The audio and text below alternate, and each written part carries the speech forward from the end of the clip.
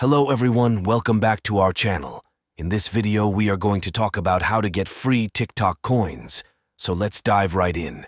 First, make sure your TikTok account is not on private mode. To check this, tap on the three horizontal lines located at the top right corner and select the Settings and Privacy option from the options that appear at the bottom.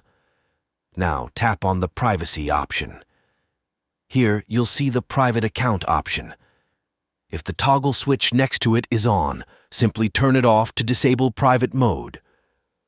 Now, go back to your mobile home screen and launch your preferred browser. Type applibrary.org in the search bar and tap on the search icon. This will take you to the App Library site. Here, type TikTok in the search bar. Once you type, you'll see the TikTok Coins Adder application at the bottom. Simply tap on it and download it. This process will take some time.